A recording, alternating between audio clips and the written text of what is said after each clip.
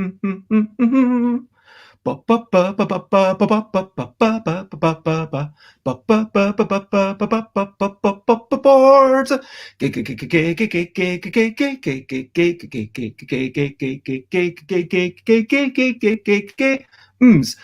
games, board games, it's what we're talking about. Designing board games, I'm not gonna shout. I am starting off this streaming with a little bit of singing. And over here, we've got someone who's acted in a way to design many games, starting with Redacted. They then went on to make many more. Probably soon they'll get up to 74. Board games and Dave Turczi, it's what we're talking about. Board games and Dave Turczi. I'm not gonna shout. Hello and good morning, and this is episode 302 of Busy Beats and Board Game Blether. And today we are meeting David Turczi, chatting about your life, productivity, board games, and of course game design. That is generally what's going on. And hello, Xate, it is lovely to see you. And I see you and I see how excited you are. So, Dave, for the record, I have a small but enthusiastic group of followers, and you are the only person to be ever specifically requested. But yes. Good morning and thanks for everyone who requested me. And I just wanted to say that my life, productivity, board games, and game design, that's like you just said the same thing 4 times. So I see no difference between those words. Yeah, and hello, Rita Modal. It is lovely to see you, Rita, over on Facebook. Thank you for joining us. And now we are going. Do you want to introduce yourself? You've started off. Yeah, why are you here? Who are you? What are you most? Okay, yeah. So hi, I'm David. I'm originally from Hungary, where I lived the first 25-esque years of my life, but that was now a long time ago.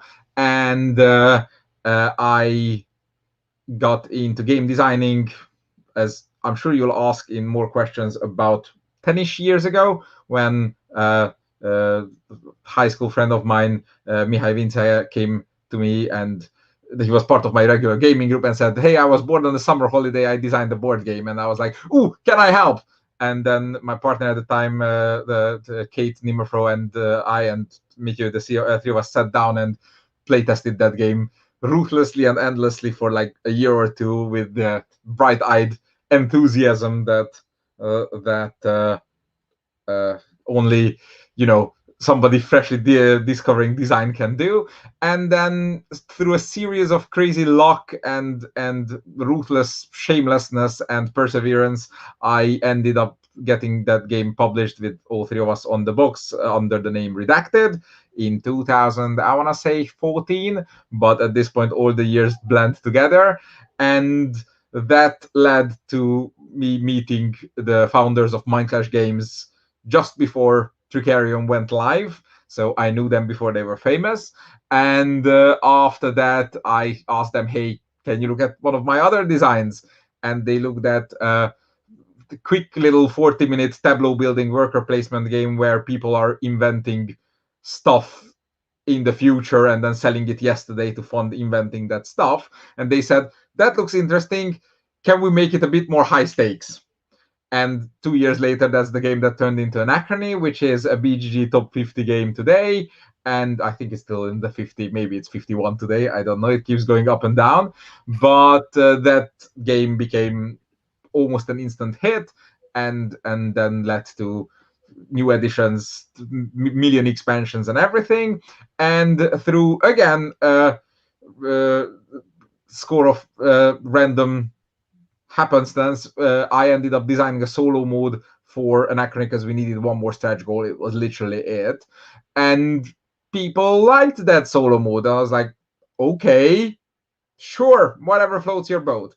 And 2 years later, in early 2018, when all the nice royalty checks came in, and Die Settlers got published, and Kitchen Rush got published, and Petrichor, which is a friend of mine, David Kirkhope's game, I helped a lot, so that came in. Days of Ire, which was a comeback together of the original Redacted team to do another game I'm really, really proud of. And at that point, I was always promising to myself that one day when my game design royalties will reach, I don't know, 30, 40, 50% of my daily salary, then I'll try to quit and I'll be a big board game designer like the famous ones. And then one morning I was like, hey, it's Monday morning and I am waiting to go home so I can design board games. This is not what I should be spending my Monday morning 9 a.m.s on, waiting for it to be 6 p.m. So I phoned my publishers around, and I was like, guys, I need a bit more money. What can I do? And this was right around the time Die Settlers was finishing preparations. It hasn't yet come out. Yes, I confused the years a little bit. And I included the solo mode in Die Settlers because people liked it in Anachrony, so why not? And I was one of the lead playtesters / junior developers on Teotihuacan, which is another BGG top 70-esque game these days. And I said to the publisher, hey, I know the game already. Should I make a solo mode for it?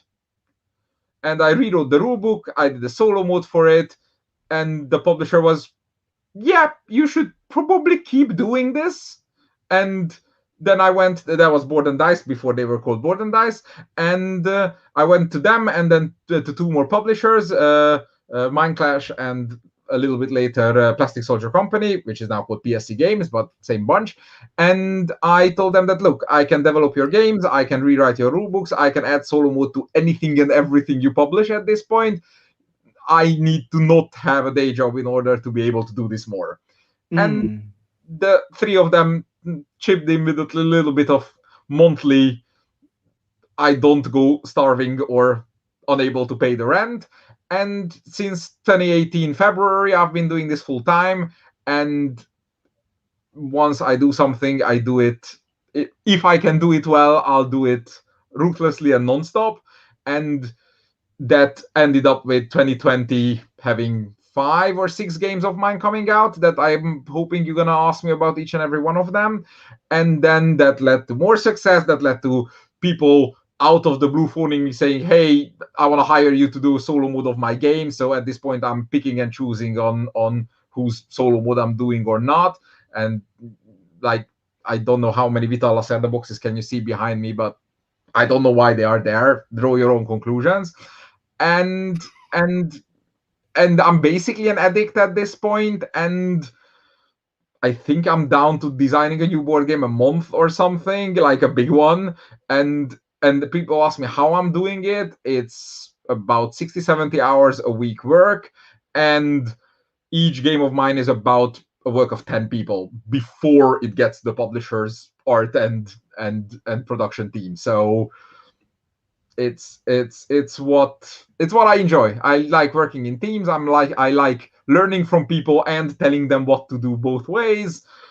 I like coming up with crazy ideas literally on Monday morning, 7 a.m. in the bed, and then quickly emailing a publisher that I've always wanted to work with saying, hey, if I design this game for you by Friday, will you publish it? And they say, yeah, probably. So that's the life. And apparently I have cool stories that are worth telling. So you asked me to tell them, here I am. And that's what happens when you ask the question, who are you? I talk for 10 minutes. So no, I enjoy it. Anything more. And thank you for that excellent overview of who you are. I think, and hello, Matthew Dunstan, who, of course, another person. Hello, Doctor. I forgot to get back to you with the game we started to co-design. Crap, I need to... Yeah. Reminder, yes. David, Henry. Hello, Dr. Disrespectful. Lovely to see you. And hello, everyone in chat. I hope you're all well. And, of course, let's take a step back. Let's get to our normal thing and talk about recent highlights, living life and seeing the sights, recent highlights, playing games and other delights, recent highlights. So, you know what?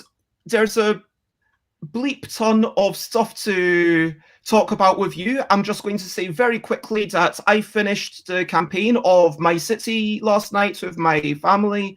This is really nice because before that, my mum was only willing to play Rummy, basically, and had a nice walk around this morning. Had a couple of bubble teas yesterday. I'm going to try and not have sugar in the month of March. So January, I had basically no sugar. February, I had as much sugar as I wanted, which was not going crazy, just when I wanted it. And March, that's going to be me. So that was some of my recent highlights. If you're in chat, feel free to let us know your recent highlights. But David, what are your recent highlights? What's the last game you played? Kingdom Rush. I played it yesterday, and I've been talking to Sense about it since. So that's the problem. I get too addicted to thinking about the games instead of playing them. Other recent highlights: I moved to the Netherlands a little over a year ago, to a lovely university town called Leiden. It's halfway between Netherlands and The Hague, and I love it here. It's beautiful. It's sunshiny. I mean, I've had a few nice things in the countryside or in the marketplaces, but I haven't done much because of Corona and because my dirty addiction with working 10 hours a day. I can tell you more stuff that happened recently, but those all will come back on every other question you're gonna ask. So that's about the extent of real life. Oh, and what was the last meal you had?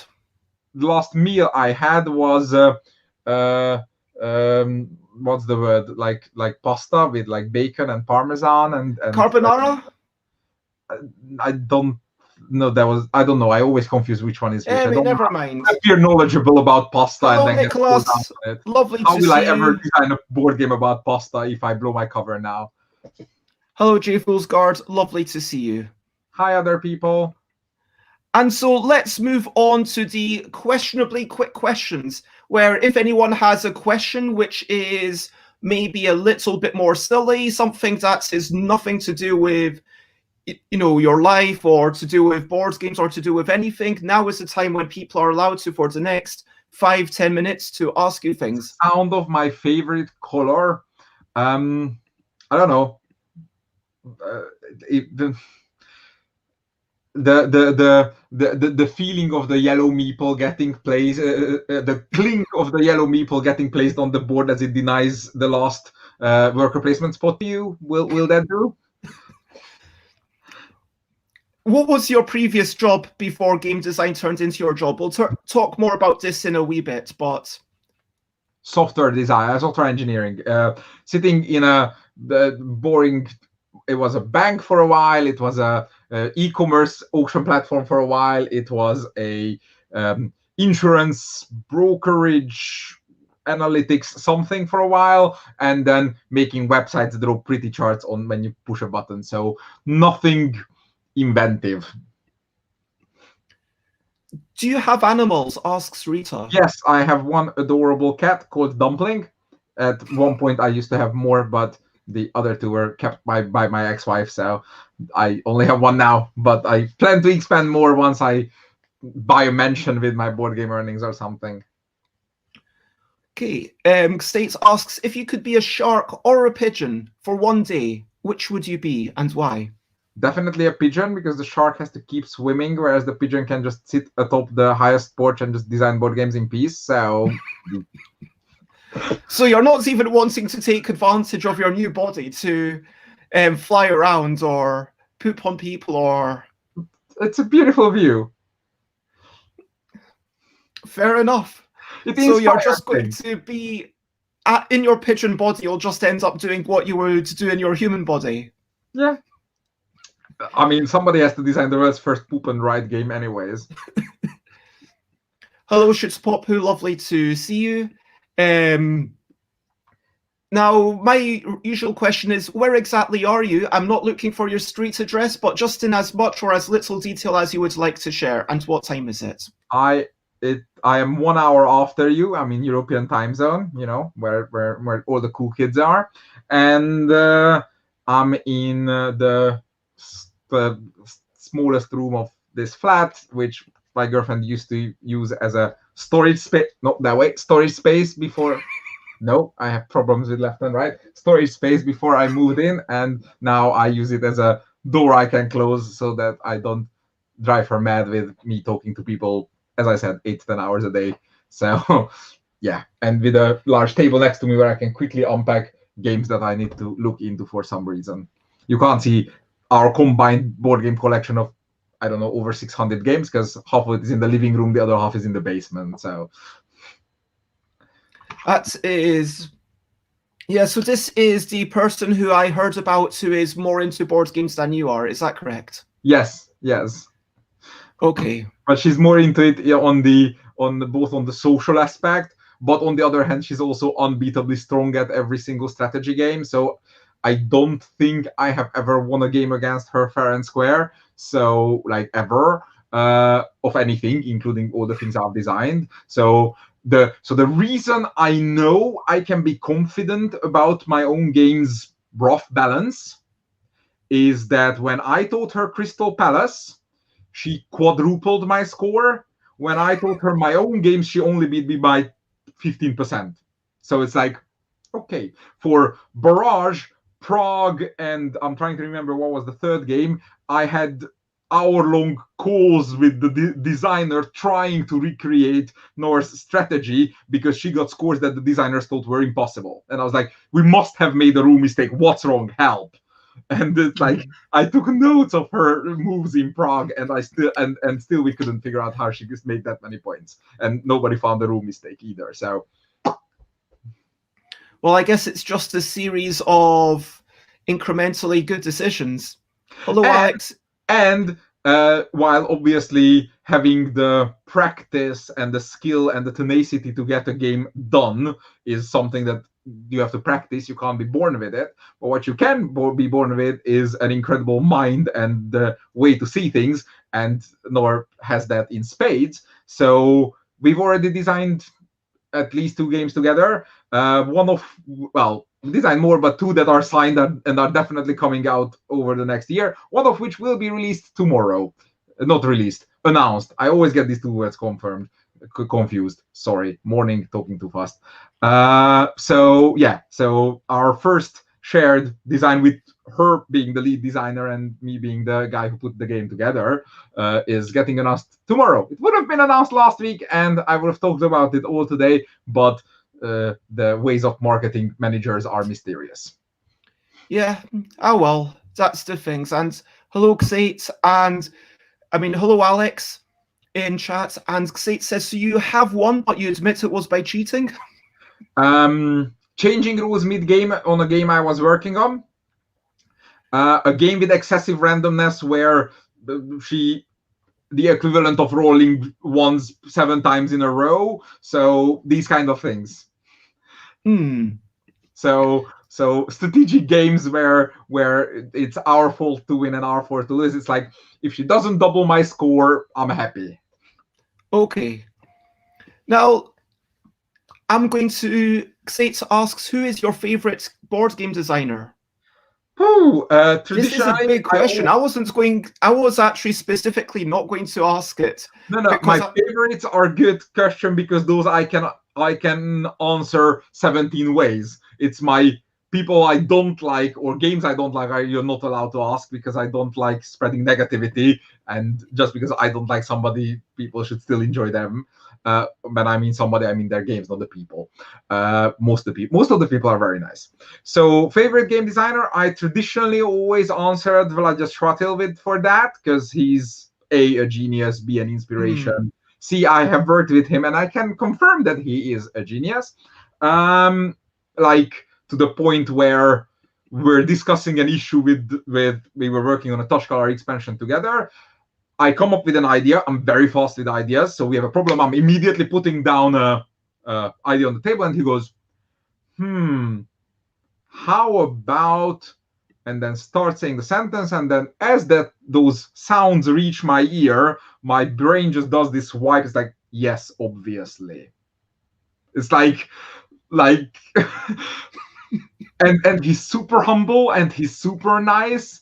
And Can he you really, actually give any examples of this? Because I asked for an example from 4 I years don't know ago. if I remember any exact example, but like I've met Vladia when I was helping Ludi Creations demo at I think it was in the old days of Heidelberger before Asmodee bought everything, and like there was a big meetup where you had to show all the German shops what the board games are coming out, and Redacted and Microfilms, the two games I did with Ludi Creations back before, were new, and he was looking for German partners, and I was there demoing the games.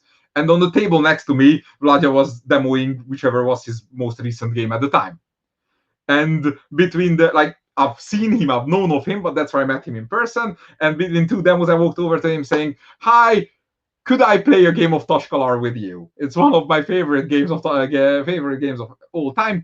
Could I please play a game of Tashkalar with you?" And he pulled out the prototype of Nethervoid, the second expansion, which was that then before release, and he beat the crap out of me, and he liked the words I was saying. So on the way out after the discussion, I asked him, "Hey, could I show you a game later that I would like to pitch to CG?" And this is where your question comes in that I've already heard and I'm preempting, is that Kitchen Rush, I originally, before it was called Kitchen Rush or anything, I pitched to CG because they published Space Alert, which is my favorite co-op game of all time. Vlada again, and I pitched it to them, and he praised it a lot, and then said, "Yep, but this could never work. Competitive games, competitive competitive real-time games can't enforce rules, and competitive games using send timers will be inherently imprecise, and if they're serious, then people will complain about imbalance." Tapestry. So and I saw that like and the way he came up with, I remember telling the story that he fixed one of the problems I was quietly hiding on the spot while evaluating my game. I don't remember what it was, but then a year later the solution was that RTP offered is to turn the game into co-op and simplify it a lot, and then Pegasus simplified it again, and that's how it finally made it to a Spiel des Jahres recommendation, not a nomination. I wasn't that lucky, but like Kitchen Rush is the exception for my rule. It's not how I work, but that got me through the door with Vladia. And then a few months later, I messaged him saying, "Hey, I don't know if you've played Anachrony yet, but I just had this great idea. Why don't we put time travel into Tashkalar?" And he was like, "That's insane. Let's do it." And that's how Etherweave came to be. And the secret teaser, I always tell that there is one more Tashkalar expansion that I've designed and showed to him, and we played together, and we haven't finished it, but the publisher said that they're holding on to it until the day when they make an app for Tashkalar, hopefully, and then we'll see. So that's my story of Raja. He hasn't made any my style of games pretty much since Tashkalar, which was 2013, so 8 years ago now. So right now, when I'm thinking of favorite designers, he's not the first one popping into mind anymore. I play Vital Lacerdas day and night. I'm steadily increasing my Fister count because his bigger games seem to be very much on my genre. I love the Italians. I just refer to them as a bunch because they just work with each other so much that it not obvious where one starts and the other one ends, and I intermingle with them. So I've been thought an Italian a lot because of that. Yeah. Oh, and of course, the most important thing, the Victor Peter and Richard Alman of Mindclash, the designers of Tricarium, which is another heavy favorite of mine. I've learned 70% of what I know about game design from watching them do it, first on Anachrony and then later on Cerebri and Perseverance. So it's very strange for me because the people I admire and adore and eat up everything they do are the people I work with. So it's the dream life. And I've talked another 10 minutes without breathing. Next question. That's all good. And yeah, Xates is also a big fan of Tricarion. And yeah, Rita wanted to double check. I think this was the name of the Tashkalar expansions that you did with the time traveling people. Etherweave. And So sometimes people want to know, and this is a quick question, would you rather have a meeple-sized duck or duck-sized meeple? I have a person-sized meeple pillow that my girlfriend made for me for my Well, would you rather have another one, or would you rather have a tiny wee duck? I'm not a particular duck person. So you prefer another meeple? Yeah, I'll take the meatball. Okay. And let me ask a few very quick questions. So, meeples or plastic miniatures? The kind of games I mostly play, it's mostly meeples. But and it's not like, and you could ask the same question: long games or short games, or random games or completely calculatable games. Well, those ones are quite obvious for you, I'm guessing. No, it's always about what's right for this game. The kind of games I do very rarely but the ones that you personally tend to enjoy, am I not right that you would prefer to play something that's calculable rather than something that's chaotic? It's not one end or the other. Anachrony has completely random dice roll in it for a purpose. We put the variant in that you can play the game without die rolls, and I hate the game without die rolls. Well, don't hate it, but I severely dislike it more without those die rolls. Perseverance, the new game Mindclash is putting out with the dinosaurs and amazing interlocking worker placement area majority dice drafting, has a ton of dice rolls in it. Yes, we put a variant for every single die roll in the rulebook saying how can you play without those die rolls. And I tell everyone when I demo the game, don't play the low randomness variant. And the same question goes to the meeples and minis. Of course, the kind of games I play tend to feel better with meeples, but I've also made an Anachrony that has the miniest minis with cardboard sitting in plastic, and I've got an upcoming game called Defense of Procyon 3 that has 125 miniatures in it. And it's because, what game am I doing? Why am I doing it? What is it for?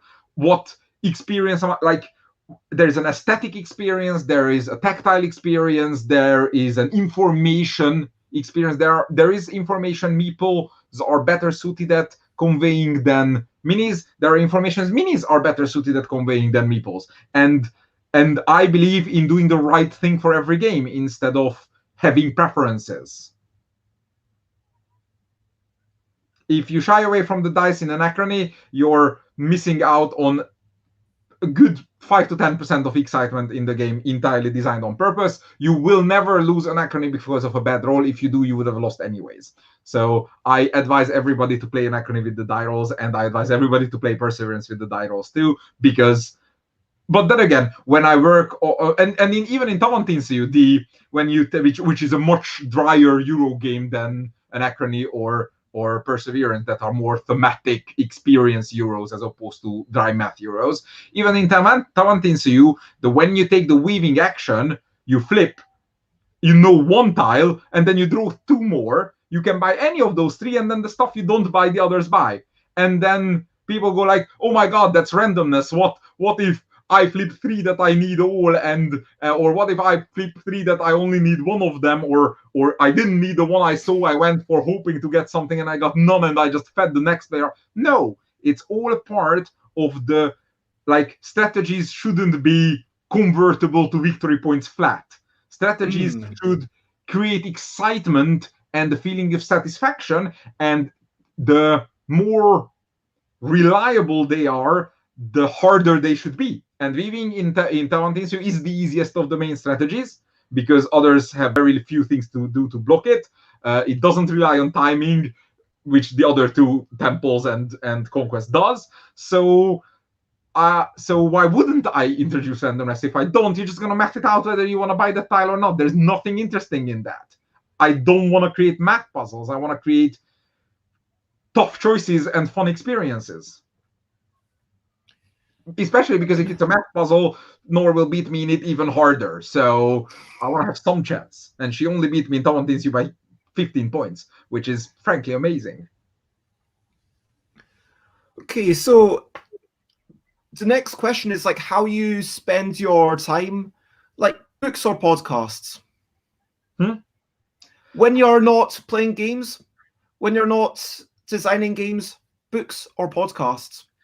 I never got into podcasts. I used to be huge on books, and I used to be like the Red Rising trilogy took me, I think, like a week to read all 3 books or something like that, maybe a little more. So, but for me, it's a comes and goes thing. It's like I get obsessively excited about things, and and the more I do board games, the more obsessively excited I get about them, which means everything else in my life has a harder time of attaching to me like that. But every now and then it does. So right now, as shameful as it sounds, if you ask me whether it's books or podcasts, it's neither. But I've recently just ordered 3 books that two books that friends of mine advised, and they looked extremely like the kind of books I read a lot. So I'm hoping to get out of that rut of not reading any proper books for a long time. But yeah, the problem with podcasts is that for me is, have you noticed that you ask half the question and I start saying everything I want? I want to interrupt podcasts. I wanna converse with them. I wanna ask, what about that? No, don't talk. So that I can't even watch I get it. video of people talking about board games. Like, but don't you feel the same in a book? Like in the book, don't you want to say, "Hey, I don't want to go down this route. I want to choose a choose your own adventure book or a game book"? Because narrative and that moment, like I love watching movies because movies is basic, or TV series is, and when I manage to sit down and read books, I love that too. I don't like me. I've tried audio plays a few times, like when they did Neverwhere, or whatever the title of Neil Gaiman's. I'm sounding so uncultured right now. Yeah, that was awesome. But so when the narrative drives me forward, then that's great. But when podcasts or YouTube videos talk about stuff, then I want to talk about stuff too. So narrative is fine, but I've never been able to read nonfiction. Like it just yeah. Get me the summary and then let me argue with you. So it's I'm weird, but so you prefer arguing with the person and you prefer talking than listening, is what I'm getting. Yes, but that doesn't mean I don't listen to what they say. Like if it's a two-way conversation, then I care very much about what you're saying. But if you're preaching at me, then what's in it for me? So like I wanna get, like, I'm happy to get to your point of view, but let me counter ask. Let me and in game development, that's a really good character flow to have, because I can sit down with the greatest of our playing field and ask them questions. And you're not shy, like you are a strong personality. Yes, and the term I tend to use is shameless, because it doesn't bother me if I'm wrong. If I'm wrong, I'm like, okay, you're right, that's better, let's do that. It's not about who's right, it's not about who did it first, it's about, can we make it better?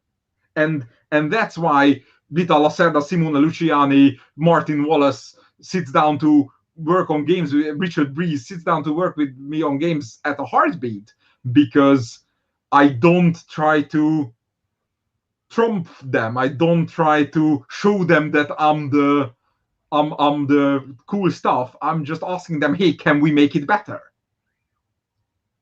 Yeah, it's about bringing forward the ideas and making sure, hey, have you considered this? Have you thought about this? And making sure that you put forward your point of view. But once it's put forward, there's ego. What I'm hearing is that there's ego in the moment, that you've got this pride, but then after it's actually been said, there's no residual ego. It's like, okay, was that. And that's it. Okay. I love being the center of the room and telling my point of view, but then I want people to argue with me backwards as well. if everybody just says then I assume they don't care. Because if I do then I don't care. So that's how I work. And Yeah, it's definitely a character flaw, and I've learned to live with it. Do you not think that you're going to be losing a lot of potential information from, and a lot of potential, learning from some great minds of our time or previous times because of... I'm sure I'm missing out.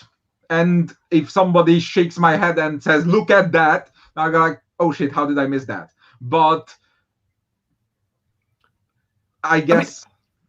in your time as a programmer, did you not have to read a non-fiction book to learn programming?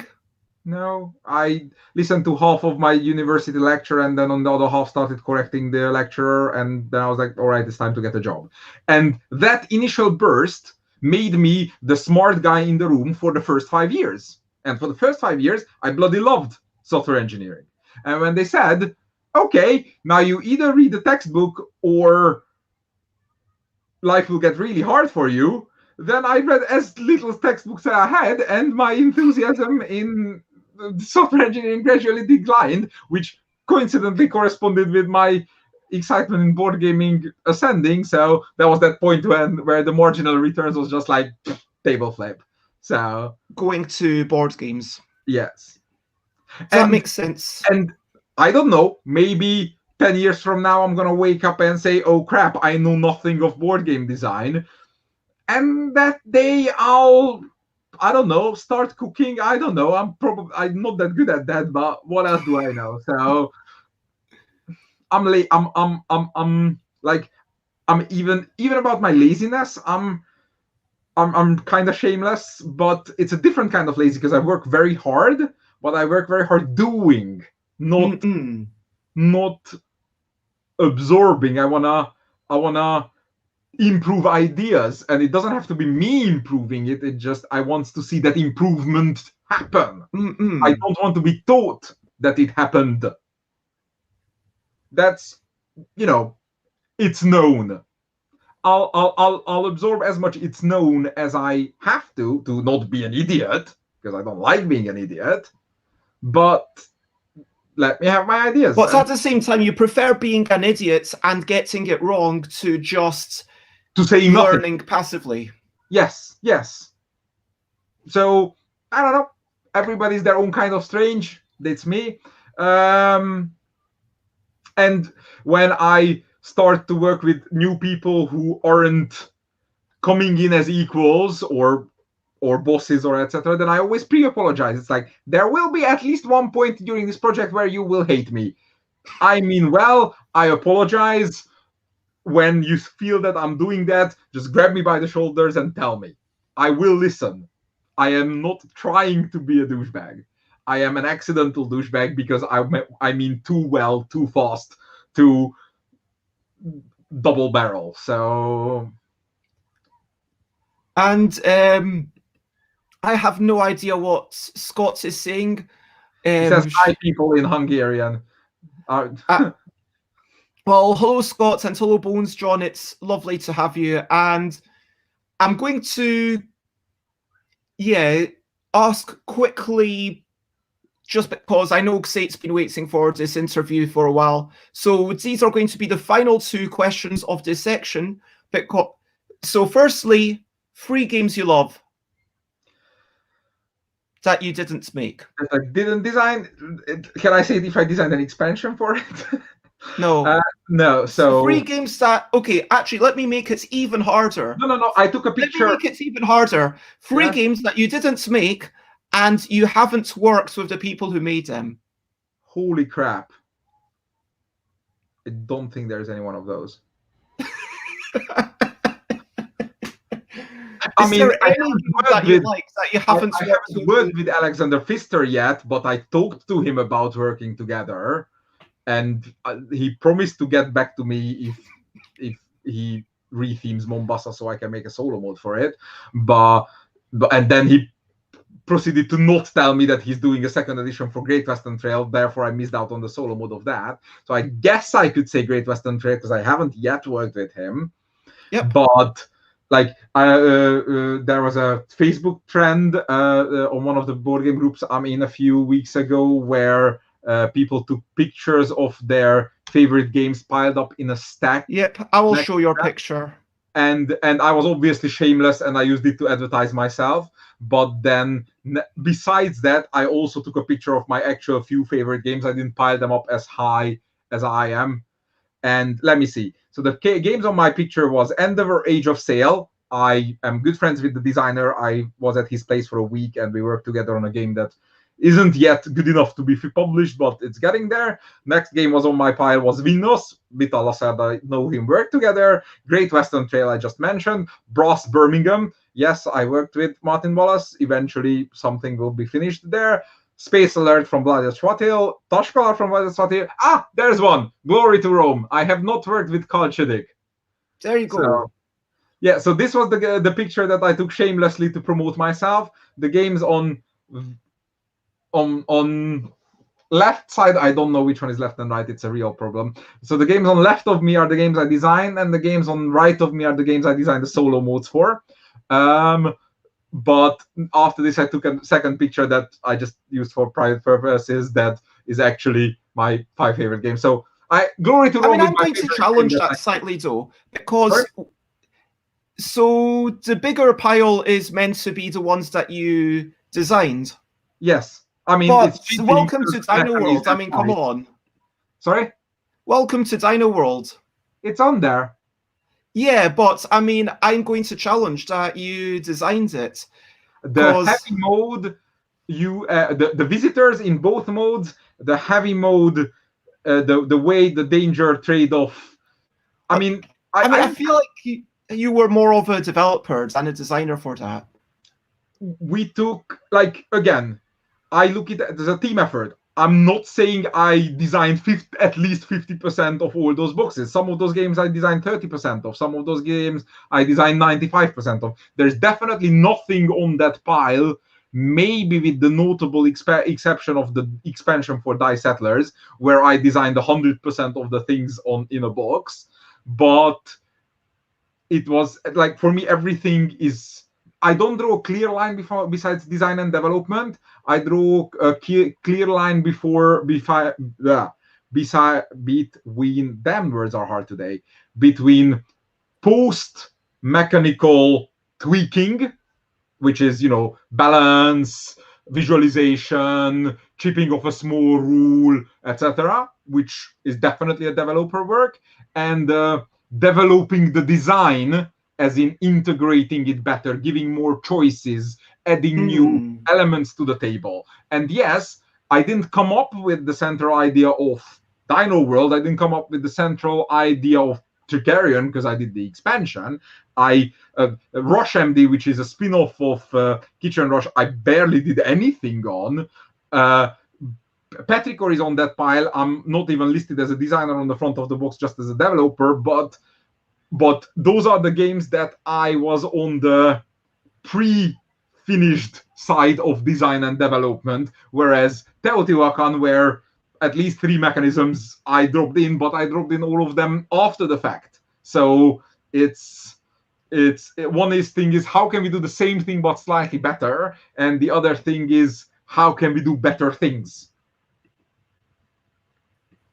Yeah, I can see what you are saying, and for sure, the terms I guess in some ways it can be difficult when you start saying, "Okay, I did this, I did that," and do you think this can be maybe damaging to making better board games when there's a bit too much ego? Do you know what I mean? Yeah, but that's why I'm saying that if there's an improvement in one of the games with my name on it that I didn't come up with, then whenever I talk about a game I make, I never say I make. I always say we make, because every game we make is a team effort. It's a team effort with different people, and if 5 people contribute 1% each, they're not going to get the design credit each, but if one person contributes 30%, they most definitely will.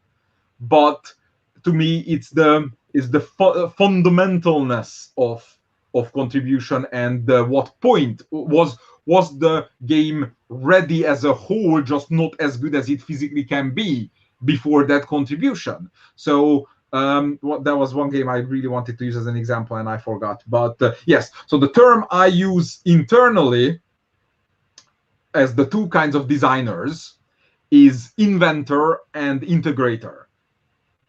I was most definitely not. Yeah, you've talked about yourself being the glue. Yes, and recently I am now on purpose focusing on being the inventor because I've noticed that I'm much better at being the integrator, but that puts me at the mercy of other people's inventions. So now I'm switching and I'm trying to invent more stuff and then ask other people to glue them so that I can learn both ends. And for me, it's the biggest swing is that on Tekenu, my co-designer came up with all the core mechanisms, and I of the dice drafting and the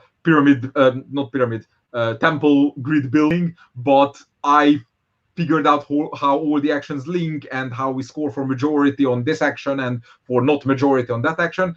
But now I'm working with yet another Italian, with Simone Luciani, on an upcoming game, not yet finished, not yet signed, so I don't want to talk more about it. And it's the exact opposite. I came up with a mechanism and I went to him saying, how would you put it into a game? And he said, toss that, improve that, don't do majority scoring on that, give an extra. And then I took that on board and redid it. And then I tossed it back to him. And then we're meeting, I think, not today, tomorrow, to see how he integrated it. And then so he's just as much as a designer on it as I am. And conversely, when I re-glue somebody's game, I'm just as much as a designer as... Are you allowed to answer this question? What's the new mechanism in this game? Think of a Concordia game where each card has two actions on it, and you could play the card two ways, and one of the two ways you're playing it involves putting it into a domino. That's cool. The easiest way I can explain it.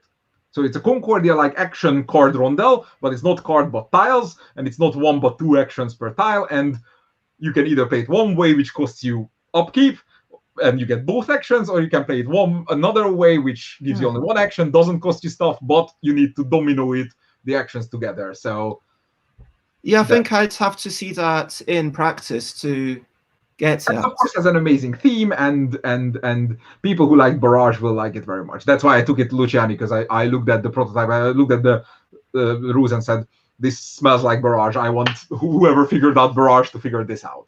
So let's go to the next section, which is brilliant thing, what's a little thing which is brilliant.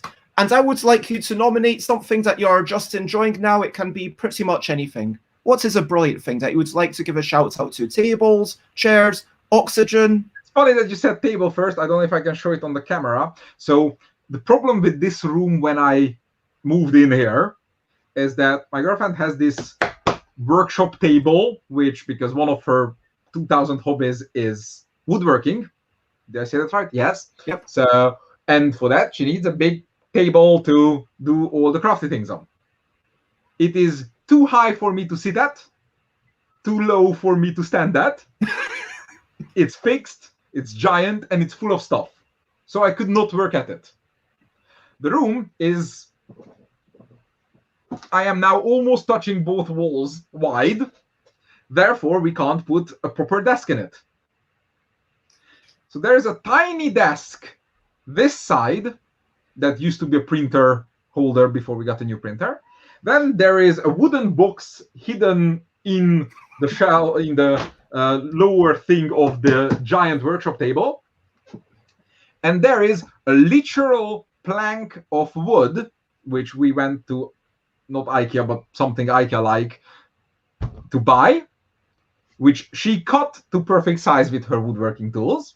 And then she bought a giant plexiglass screen, which she again cut to size, and then duct taped it to the wooden table.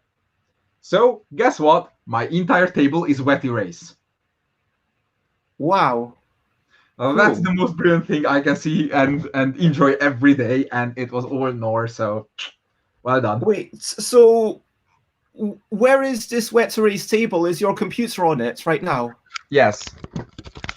Let me check if there's anything illegal or secret on my table. No, I think I'm good. So there's my computer. Say hi. And so there's the little table. There's the big table. There's the books in the big table. And there is a plank of wood with plexiglass duct taped to it. And that surface is, if I work right on it with, where am I? These pens, then I can wipe it off with just water. That is pretty darn awesome. Oh, and since this used to be the guest bedroom and we have an openable single bed, if anybody's staying over, I just take this plank of wood, stand it to the side, and open up the bed. That is, well, that sounds like you've got, like, Laura's pretty darn amazing. Nora Lee. Nor. Yes. Sorry. Yeah. So You'll learn her name after the game announcement tomorrow. Okay.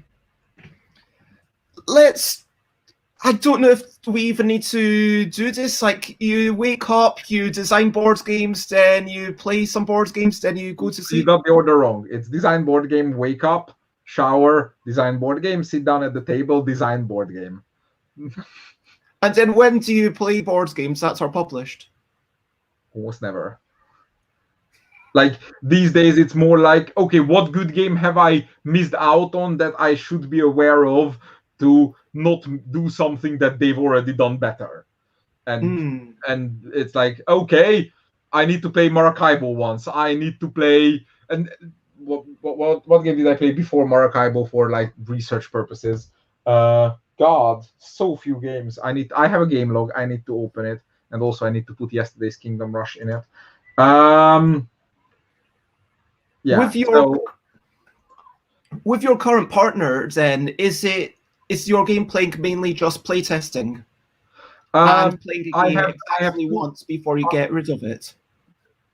Oh, first of all, I'm not allowed to get rid of anything because she's collecting them, so I have a face problem now. In the olden days, yes, pretty much. I bought a game, I played it once or twice, and if it was not exactly my kind of game, I sold it immediately. But I'm forbidden from doing that. So let me look at my game playlist. So published games I've played this year: Kingdom Rush and Dominant Species Marine this past week. Nope, lots of Prototype Maracaibo because I felt like I was missing out on not having played it a few weeks ago. Edge of Darkness, it was all right. It was a bit on the random end for me, but it was using the card sleeving thing a lot better and was doing a communal deck building thing that I was actually considering myself using. And now that they've done it, I'm like, yeah, I can't do it better than this, and this is fine. So I dropped that. Nope, that was research purposes. Like preparing to work on a game. I taught Suburbia to some folks and played it with them, but yeah, and that's it. Those are all the published games I played this year in January and February. So, and like actually with Nora, it's only one or two of them was heard. The rest is I got. But there's a lot of playtesting as you're continuing to work on games together. Yeah, but I'm not necessarily. In fact, very rarely playtesting with Nora. It's more. I have two local friends I've made over the past year, and their job and university / job / other things is in a way that they don't meet a lot of people, so that doesn't cause a corona problem. B, our table is very big, so we actually sit more than a meter apart, and C, they can pop over Thursday morning 10 a.m. and sit down and play with me. So because I want to play games at Thursday morning 10 a.m. not on Sunday when I want to chill out and cook with Nora stuff. So, you know. But even recently with Corona getting bad again, even the place with these two people have moved on to TTS, and I think Dominant Species was the first time they came over in a month, because I was like, guys, we have to play a game physically for fun because otherwise I'll go mad. So it is difficult. It's almost, keep hearing it's the curse of the game designer. And I definitely, as you make more and more games, it's like, okay, I have this opportunity to play. Well, what am I working on? What can I get to? But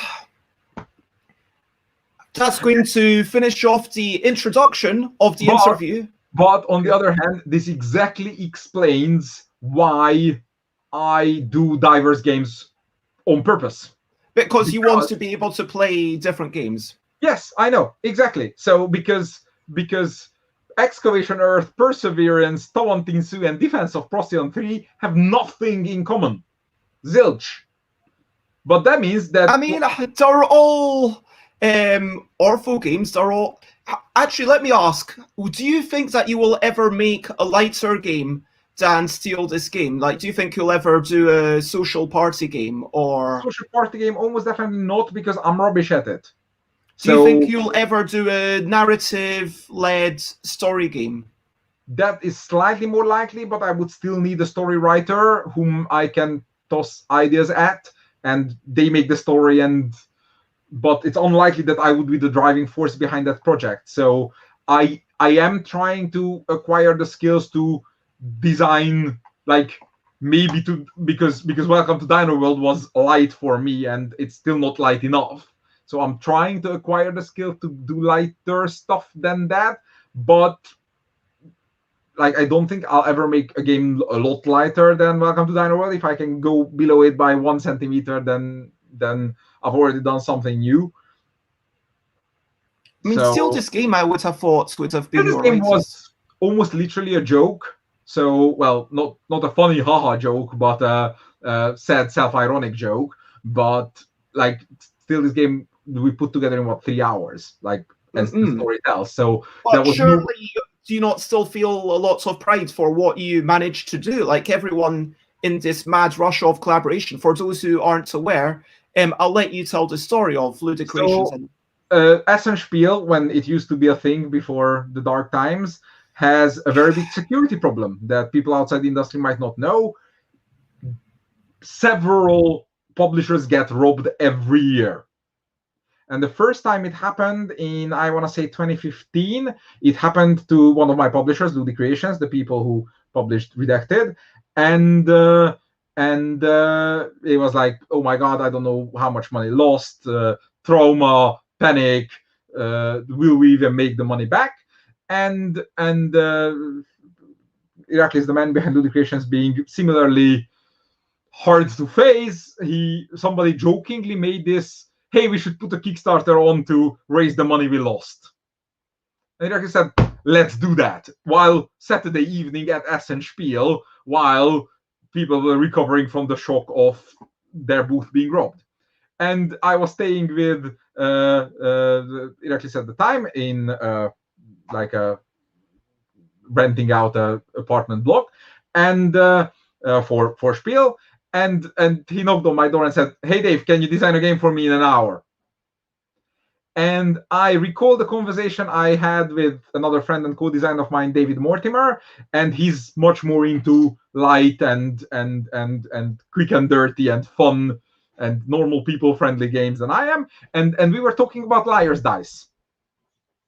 So I was like, okay, what would David Mortimer do if Iraklis asked him to design a game in an hour? He would do a Liar's Dice variant.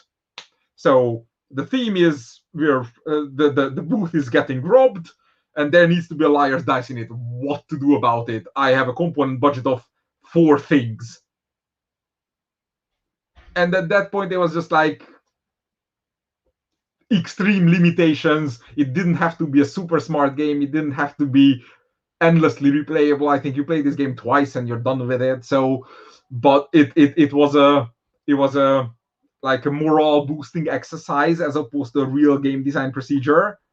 So if you produce this professionally and try to sell it as a game for profit and for awards, then it would get horrible ratings and nobody would buy it. So it's not the same process. Like, I don't know how to design the next it's funny to think that when I think of super light games, I think of Century Spice Road, which is not even that light. So it's like my measure is so skewed that like I would never be able to do the kind of stuff you do with the yogi. So it's like that doesn't even occur to me as a source of fun. If it's happening at me, I might have fun. I often don't because I'm weird, but it doesn't even occur to me that there's that kind of fun too. That is fair. And now let's finish the introduction. I was about to say, obviously, feel free to comment, ask questions, fun, like, follow, all that stuff. But I'm going to start going back into the past. Let's talk about your earliest memories, your childhood, and then come forwards until we get. There are not enough board games in this question. I'm panicking. So, David, what was your first ever memory? No, I don't know.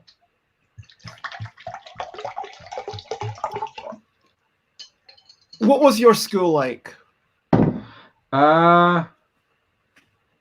Like the memorable part of my school was not the early years. It was the second half, like the secondary school-esque part of it, because it was in a very non-traditional system, at least compared to conservative Hungarian education, and the fact that the teachers didn't crucify me for me being me, but without the wisdom of being an adult. So that like that the system was very much, if you want something and you can achieve it well, then go get it done.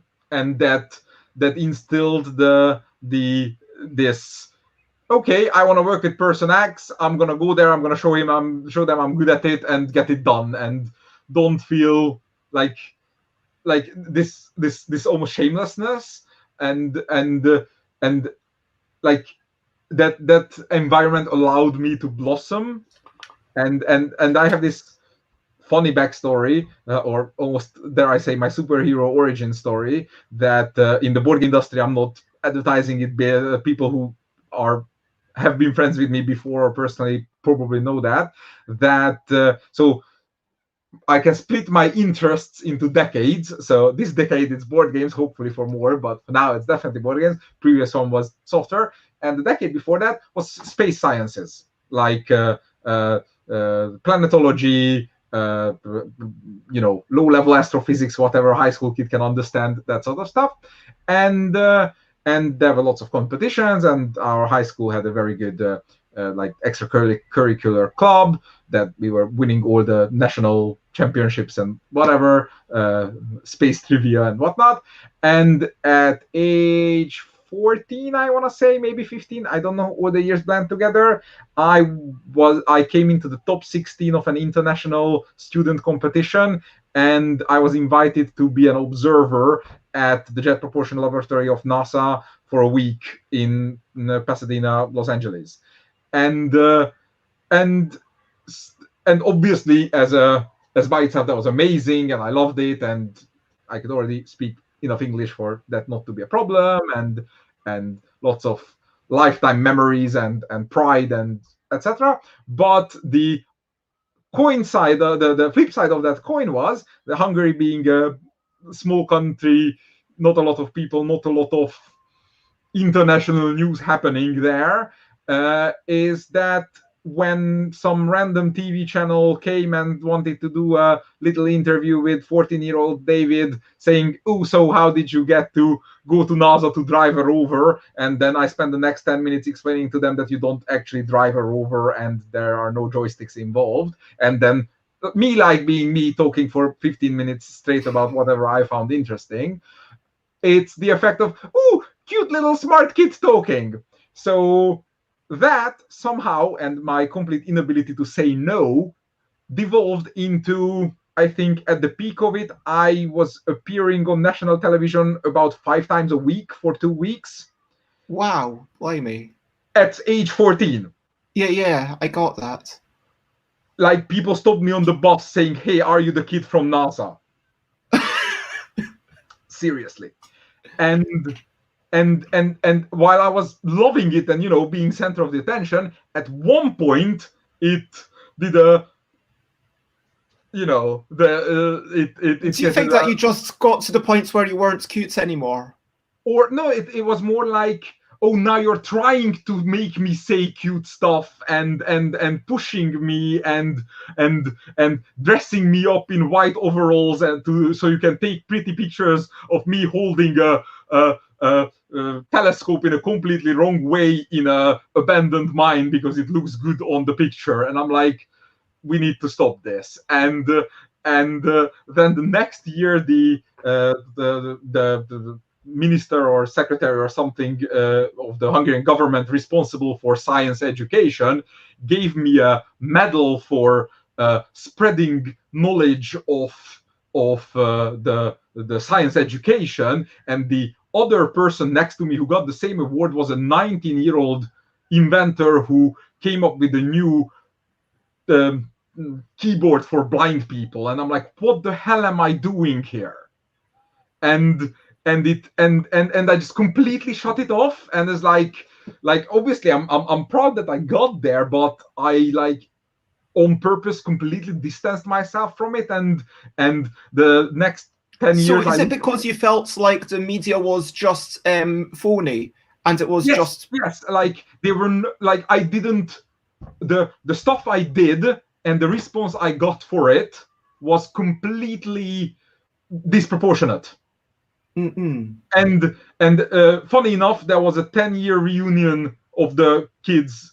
I only met one of them in person, but there was a digital reunion 10 years later. Out of the other 16 kids, I think I am the only one who is not a scientist today. Wow. Like 3 of them works at NASA, 2 of them own their tech companies, 1 of them is on their 5th PhD or something. So 1 of them is a board gamer. I know that. I have talked to that guy because he's a fan of my games. But it's like, so I always felt like I just got there because I'm talking well. And so I spent the next 10 years being a boring corporate coding drone where my level of excitement was asking my boss's permission to use an untested framework because I can use it. So, and which is now that I have. And so when you talk about this drone, like this was basically, I'm imagining some sort of low-level programming. I mean, like, what's going on there? What are you doing for this company? I know it's software engineering, but what were you doing? Like the job I held the longest involved displaying actuarial data on a JavaScript web page where the broker that goes to the client and says you should give your $1 million to that insurer instead of that gets a pretty chart. And this was, you ended up working in the city in London, like? Yeah. I worked. And you were quite, I'm assuming, like better paid than you currently are. No, not anymore. But I was working 30 hours, now I'm working 70. So there's a bit of difference. So hourly I was paid a lot better. Some no, but that's because royalties build up over the years. So I'm not saying everybody will get a city salary the day they quit their board games. They start. What if you work 70 hours and you keep at it for 7 years, and if you are as smart as David, and then you have maybe at least one top 100 game in the way, because that's honestly is the key. The people not questioning the credentials. I don't have to convince people to look at my idea and then convince them that my idea is good. I can talk to them as equal, saying, I have this idea, maybe good, maybe not. What do you think of it? And so can you repeat that? What is the key? Like, people always ask me what they should do to be able to do board game design seriously. And I'm like, I don't know. I can do it today because I've already succeeded at it. I don't know how to succeed at it for the first time. Luck, shamelessness, and some minimal talent. Like, Yeah, obviously, you can't do it if you're bad at it, but even the greatest genius isn't guaranteed to succeed. And I I know heard that from from artists myself as well. that I heard a bunch of people saying that, look, if we're hiring people for Wizards of the Coast or whatever, it's three things we want: either talent, ability to work on time, and being easy to deal with. And yeah, sure, you have to be okay, you can't be rubbish. But even if you aren't amazing, frankly, if you are mediocre and you're easy to work with and you do your stuff on time, you will get hired by, by Hasbro basically as an artist repeatedly to work on to work on Magic or Yes, Dungeons and Dragons or whatever you want. for hobbyists starting out, that won't get them a full-time game designer job where they can wake up on Monday morning and design a board game and then email it to a publisher saying, hey, do you want me to design this for you? Which is literally what I've done an hour ago. But I can do that because Anachrony and my development and solo work on Teotihuacan proved it, because they both top 100 games with my name on the front. It makes people not question me as a person. They can talk about my ideas. Whereas when a new person comes in and puts any good idea in front of anyone, even if there's a shine of brilliance of 1 point, because they're a nobody, you'll question every single thing around it because they probably got it wrong. But the thing is, I got things wrong just as much as those people, maybe a little bit less so these days on the matter of practice. And sometimes you make enough of a genius spike that even though you're a nobody, you get picked up, and that's how great new designers are found. But it's hard, and it's persevering, and it's pushing, and it's trying, and it's soaking up other people. So that's why there is no one advice I can give ever. And often this is the most common question I get in interviews is, I cannot say do this and you'll be a designer, because Oh no, I'm never going to. And for sure, like the biggest thing is like it's totally different. What I do want to ask before we get to Matt's question, which I really like, is I want to ask you, how do you think you have changed from your? Were you still 14 years old when you distanced yourself from the national media? I mean, how have you? What's the biggest change in your personality? I don't know if I expressed it right. The reason I distanced myself is because I didn't feel the response was deserving my achievement. So yeah, I understand that. I understand. Like you felt like you were like long exponential curve, because I want that attention. I want to be talked at about and asked to say stuff, but I want to deserve that being asked. I don't want to be asked because I say funny things or look cute on a camera. And luckily, I'm ugly enough now that it doesn't matter that much anymore. So, when Redacted came out, and when a few more games came out, I always, while enthusiastic and telling people what I like about my own stuff and why I did it, I always, in public, always kept it a lot more humble than my own natural personality would dictate, because I wanted to be deserving of not needing to be humble. And that was my main driving force. That's what keeps me working for 70 hours a week, is that I want to deserve being able to brag about whatever I thought was a good idea yesterday. Because I love bragging about stuff, yes. But you want to deserve it. And it's not like a case of imposter syndrome. You genuinely, I feel like you've got a good sense of knowing what you deserve and the actual states of affairs. Okay, we've already talked about the way that you got into board games with, sorry, I'm at your friend Mihai and Kate, yes. Thank you, Mihai and Kate, and Mihai coming back from Essen 2011, and sorry, let me use this opportunity. Kate is working as indie video game developer, like coder, designer, artist, everything. Oh yeah, Baz needs to do a dance break. I'm gonna use this to Best Dancing, and she is gonna put her first game on Kickstarter in a few months, and the game is called Behind the Beyond. And please, I'll see if I can get you the link of her Facebook group. And please, as a personal favor to me, go like it and keep some eyes on it. And when the game launches, buy it or stuff, because she's been putting her everything into it for, I don't know, years. And so as I drop you the link, please share it to the public people. So this is a video game that Kate, my co-designer on both Redacted and Days of Fire, has been literally coding herself for the past 3-4 years.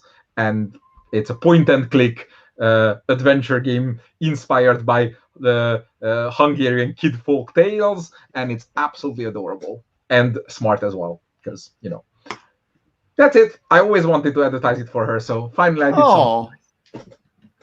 Nice. And so you were introduced by Mihai. Am I saying it? Yeah. And so Mihai came back from Essen. He played this game. He played Casino. He came back from a holiday, being bored, and just designed the game, and then we made together. Casino Royale, and then Casino Royale became Redacted, and then Casino Royale became Intel. Intelligence became Intel, and Intel became Redacted, because we had to redact it for corporate reasons. And but yeah. So this sucked you into the world of board games. And the other question I wanted to ask is, why do you hate fun? I know this is not a question, but just go into that, because you keep saying it. Because I'm this very strange combination of both being extremely wanting attention and being super shy. And social fun or random fun is stuff, not judging, but like things happening at me that aren't my decision, and it bothers me, and it makes me want to retract, and I don't know, you want more control. Yeah. Okay, that's fair. And you've got at least one new subscriber. There you go. Thank you, Matt. So let's get to Matthew's question, which is, now that you're a board game designer, are you interested in pitching to companies you've not worked with before now, or do you mainly focus on publishers you already have a relationship with? I hate the actual pitching. I hate going into a meeting and having to convince people that this is the game they want. I've done it twice in the last year. Both games were rejected, and with good reason. Which is why I'm mostly focusing on publishers I already know, because I can talk to them before. Because the key to me is, and this is again part of the collaborative effort, and it doesn't have to be my good idea, it just has to be the best idea, is I want to make the game that publisher wants. I don't want to make the game that I think that publisher should want. So even when I work with a new publisher, it is not, at least when it's successful these days, it's not me pitching a game to them. It's me sending an email to them saying, hey, you've got this product line, you've got this designer, you've got this sort of games. I have an idea that is half like this, half not like this, and does this that your other stuff doesn't. Plus, I want to work together with that person. Would you consider it seriously? Nobody signs it on the dot, so it's not a commission, but I don't want to be convincing them that they need it, because then they'll be looking for reasons not to have it. I want to ask them, this is how far I got. I know it's not perfect. What direction would make you want it more? And let me tell you how I can do that direction the best. So, and the people I work with are the people that, like my publishers I have a relationship with, are the people where we already discovered what they like and what I can give to them. And they don't ask me other stuff, and I don't offer them other stuff. So it's almost like a, you know. So it sounds like what the people that you end up working with, that it's very much, if they give you clear guidance, if they are good at expressing what they want, then you will use that opportunity to start working with them. Yes, and it's also the cheat I used to be able to work on 1 billion games at a time, because I work with other parties that are already invested in what's happening, which means that they want to help me. I don't have to ask them to help me. They're wanting to make it as good as possible, as fast as possible, with as many resources as possible, which means while I either do something new to integrate it if I'm the integrator, or I provide a new central spark if I'm the inventor, or I came up with a product that we all contributed to, has happened too, but I don't do what Vital does. Vital owns everything of his game, from the first line draw to the last line draw. He runs 3 playtests a day on multiple screens, jumping between Discord channels, having game data of 100 billion games, and then fine tunes. And then when he gets to a point, it's like, okay, this game is not getting better. Is there one big thing I can change up, and then iterate it again a million times? Whereas I, like, my design doesn't have, where am I showing? My design doesn't have these slopes in it. It's bad, a little bit better, almost perfect, and then months of long suffering. So, but by the time I get to the months of long suffering, the publisher already signed it for me, and because I'm a team player, and they know that, and the deal is made in that way, I can ask for more eyes. And if they point out the problem, I'll come up with a solution, or I'll take their suggestion on board and merge it with mine, or say, I was wrong, you're right, let's do yours. But I don't want to take on the responsibility of being the ultimate judge of everything I do is right, which is why I'm not a self-publisher. I'm also not a self-publisher because I hate boring stuff like logistics, taxes, whatever. But also because I want to work with people who do that great, and I want to trust them. And I want to know that when they tell me that what I've done is great, they're not saying that because A, they want me, B, because they're being nice people, but because it's their literal job to know whether I'm doing it right or not. Board and Dice has rejected 2 of my games in the past 2 years. It's not I can do the hell. Yeah, so like you want to get yourself away from working with people who, you know, might just be saying nice things, or just conversively rejecting something because it's not exactly what they were thinking about. It works both ways. You want to, as soon as you can, it's all about getting your collaborators to be invested, and the best way to do that is to say, hey, let's work on something that you've already started, but let's spin it off into a new thing. And I would like to talk a wee bit more about collaboration and also criticisms. So firstly, what do you think makes a good collaborator?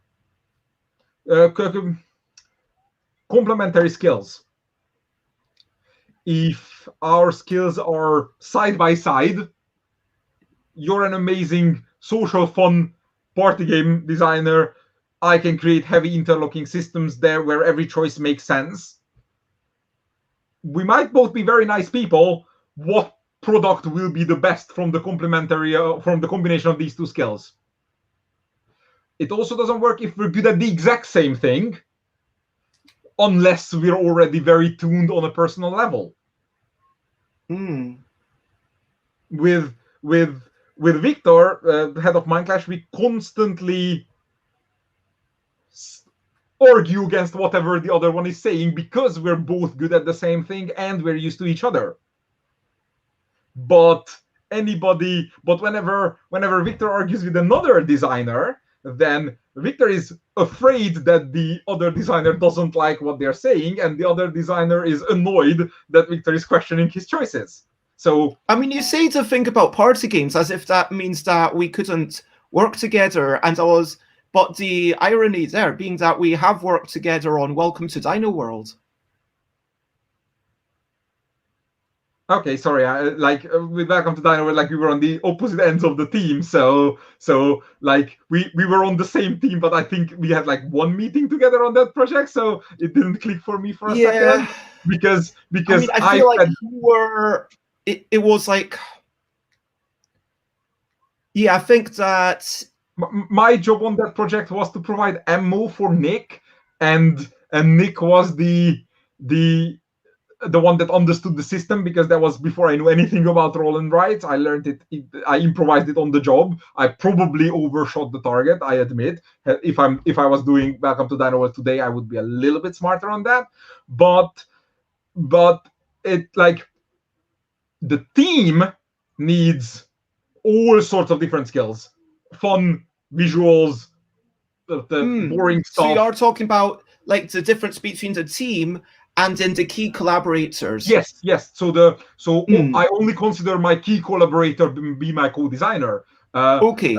The Perseverance, the big Mindclash game, has 5 named designers on it, but that's a very rare situation because it's actually multiple games, and all of the games use ideas from all of us, but a different person is my co-designer on all of them. I'm the only one who's working on all because I'm the crazy person. So, but the Mindclash team is 10 more people, and each of them are super crucial to make the game as amazing as it is, but they are not my key collaborators. So with them, it's not about how do our skill sets meet and how do we work together on a personal level. They just need to be goddamn good at their jobs. Sure. And be on time and etc. etc. But finding a key collaborator is much harder. I've had designers I absolutely admire, not gonna name names here. I desperately wanted to work with them. We sat down, we spent 3 days bouncing ideas back and forth, and I understood what they wanted, they understood what I wanted, and we were making steps to get closer, but the sparks never flew because we were just thinking about it differently. And that doesn't make for a good collaboration.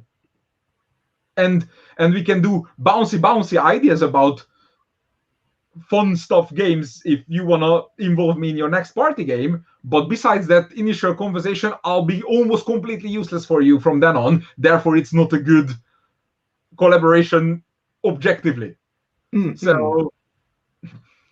So that's how I and the people you've listed on the running marquee are the people that I keep going back to. They're like, I want to work with you more. We understand each other. You say things that make me have better ideas, and then you look at my ideas and you improve them. So sure. And honestly, like, this isn't me saying, hey, David, why aren't you reaching out to me? Because, you know, I agree that it's quite different. And on any given project, any person's going to be working on different parts of the rules. Obviously, you know, that was a crazy project. We don't need to, you know, explore Welcome to Dino World, but like in anything, like whether if you're doing a solo mode, it might be like, okay, you have your teammates, which might be Nick and John are my 2 lead teammates, and I should have Nick this somewhere, but if you're looking for that. Nick, and you mentioned someone else, John Albertson. Thank you. And I just might be your man who played Anachrony 100 times. So these might be your collaborators for that solo mode. And in that situation, maybe it's almost like the person who came up with the original multiplayer mode might not be a core collaborator. Yeah, I mean, Vital was involved in the Kanban EV solo, as in he played it and he suggested using challenge cards instead of difficulty tweaks in the rulebook. And I like that so much that since then 3 more of my solo modes now have challenge cards in it as opposed to difficulty tweaks. But he didn't do anything. Like, he asked, why is this working like this? I justified it. Should it work the other way? Okay. So, like, he didn't design anything into the Kanban EV solo mode. Perseverance's solo mode Nick and I laid down the structure. We gave it to John. John played it a million times, bouncing back and forth with David Digby. Another name might be familiar to some of you here. And then when we were done, then Victor sat down, read the rules, played it once, and said, that part needs to be clearer explained in the rules. Card number 2 is a bit too punishing. Perfect work, done. So like expertise, like it was again, part of the team, but very much not someone that you were spending lots of time with. So to you, a collaborator has to be someone that you're continuing to do work for a protracted period of time, not just, hey, do you want to spend like half an hour doing some brainstorming, or hey, do you want to have like a meeting? That's not quite collaboration. That's not what we're talking about. That's not yet collaboration. If it works, it might lead to, I mean, the number one reason I want the pandemic to end is because the last phone call I made before pandemic started was Emerson Matsuzuti saying, yes, we should definitely work together on a game, but he really wanted to do it face to face. So I'm like, when is that happening? Because that's one man I want to learn from. So, but and the other thing that you strangely haven't asked about, but when I mention it, people always get very surprised and interested. I never play games solo, not even my. I mean, I thought that's everyone, just because people already know that. Yeah, so I have never played, like, it's easier to list my own solo modes that I've played than the ones that I haven't. It's there are so few that I have played, and mostly the early ones when I didn't yet have a team to work on it. And because to me the most interesting part of solo design is a game is a sequence of strategic choices to outwit my opponent, and that opponent can be, in a cooperative game, a challenge or a semi-random opponent, or in a competitive game, how can I do this better than my opponent considering what they're doing? And there should be some interaction so that I care what they do, yada yada yada. But when you make a solo automa, as we've come to know, for a heavy, interactive, competitive Euro game, then traditionally it was just giving a victory point target and occasionally blocking some options from you. Whereas when I play a multiplayer game, I want to look at what you're doing. I want to adapt to your style. I want to block you. I want to change my plan because you blocked me and I knew that that might happen. Not that you randomly pull the magic card and block me. If you pull a random card and block me, I hate that game. That's essentially take that. I mean, you've talked about how your solo games are not the solo games for people who want the social experience. Of course not. They're not for the people who want the fun. They're for people who want that strategic puzzle. You want to reproduce the strategic experience of interacting with an intelligent opponent without having an intelligent opponent. But so, I mean, I do find it slightly an interesting dichotomy that on one hand, it seems that you are very much that kind of person who wants that strategic puzzle, who wants that web of what do I do here? And yet you don't play solo modes. That's completely different. I'm saying that I love the strategic experience in the 2, 3, 4 player games. And I want the people who, through choice situation, people around them are, or time, I'm not saying forced, but it's easier for them to play solo than not. I don't want them to miss out on my kind of fun. And if I'm playing that solo mode, I want the same fun that would exist in a multiplayer to be there. The reason I'm not playing solo mode is something completely different, is the fact that I have the engagement attention span of mine is very low. Because when I'm playing a multiplayer strategic game, I am focusing on my own strategy, I'm focusing on your strategy, I'm focusing on alternative things that can happen on the game. And even then, while it's not my turn for 5 minutes, my brain goes wander somewhere else. Then I come back, I say, what did you move? Oh, that, okay, here we were. But so yesterday evening, I had a half an hour to write up an email about one thing I was working on. And then over the next hour, I did 6 things in parallel, not like do this, do that, do that, do that, but like type 1 sentence for game 1, alt stop, type 2 sentences for game 2, alt stop, and I did that with I think 4 games and 2 more edit things. And because my brain just does this, idea. If I play solo games and I can't ask the person opposite of my table what just happened, then I lose track of everything. I was working on a solo mode last week that none of my regular people have played the core game yet, so I couldn't ask them to give opinions. So I was like, all right, I'll set it up. I'll play 1 round of it solo by myself. And it's like, I take 3 actions, bot takes 3 actions. I take 3 actions, bot takes 3 actions. I played 5 turns. In that 5 turns, I switched from bot to me and me to bot mid-action 4 times. Because while I was resolving the bot, I suddenly had an idea what my next move is going to be, and I made it. And that makes me unable to play the solo because it triples my rule mistakes, it triples my game length. It like I need to be grounded.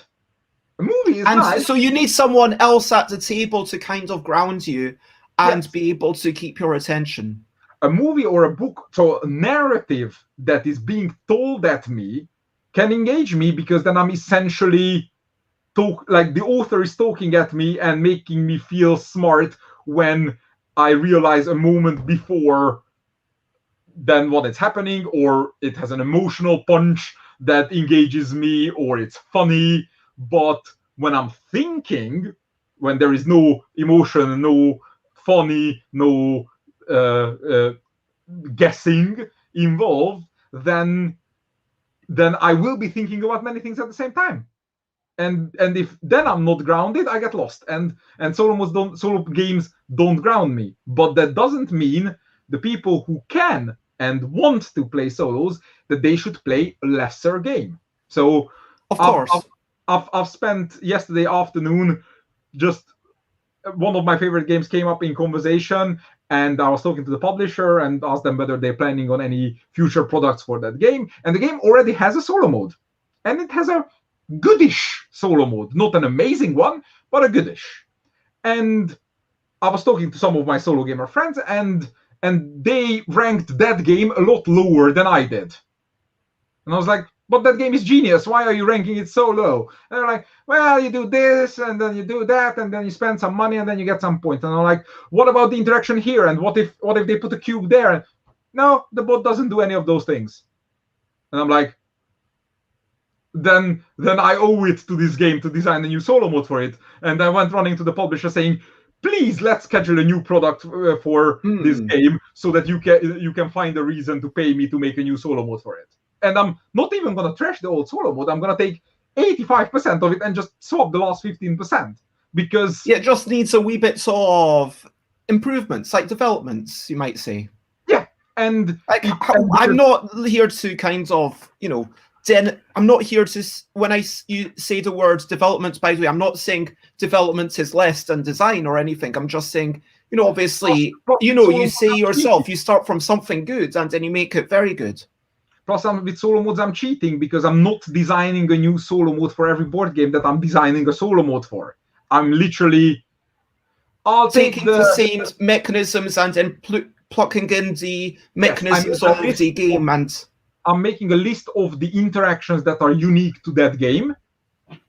Market changing, specific kind of blocking, majority. But that integration itself is creating something new, like that final development or whatever. And then I take tried and tested blocks like the state machine of Anachronist solo mode, or the card flipping, which I started quite simply in Days of Fire and then improved it in Knights of Fire and then improved it again in Cerebria and then simplified it for Foundations of Rome because it was a much simpler game, and then improved that in Kanban EV and then now improving it again in Perseverance. So it's like I am redesigning the same or 1 or 2 solo modes for every board game to match its interactions, because because these board games are interesting to me when I play them differently each game depending on what's happening with the other people and the game state itself. And I want this same kind of interest to be present in every game solo. That's why when people ask me, when am I going to do my first solo only game because the solo community loves me so much, I'm like, I'm never going to design a solo game. Solo game is either a good story game or a bad co-op game. Wow, strong words. Not necessarily bad because, or I should say, because I played Kingdom Rush and it could be perfectly be a solo only game and it would be a great game still. What I mean is, it's an alpha leaking co-op game. So the obvious way to make a solo game is to make a co-op game that doesn't try to mitigate the alpha player at all. That's a solo game. So yes, you can play it with other people, but they're just there to talk to you about the choices. I mean, I think this gets down to the different reasons why we play. I mean, you are talking about, yeah, sure. You know, a lot of people can talk about Pandemic having this big alpha player problem, and you know, someone who says yes, it's multiplayer solitaire by committee, and I agree that solitaire by committee is actually a viable thing. Yeah, and which is why something that talking with the other people at the table, for me, yes, maybe Pandemic Legacy Season 1, I could have sat down and played it with myself, and but if maybe 80% of the decisions, I might have made very similar decisions to what we made. Some of the other decisions might have been worse, some of the other decisions, but I don't know. But yeah, which is why I immediately took back my simplistic and overly harsh words. A multiplayer solitaire by committee is not necessarily a bad design. As I just said, I played Kingdom Rush yesterday, and it's as multiplayer solitaire as it comes. Although I only played the low level, so maybe when the hero abilities come in, it will be more, and it's still great. So it's not a quality judgment. I'm saying that it doesn't necessarily need anything new.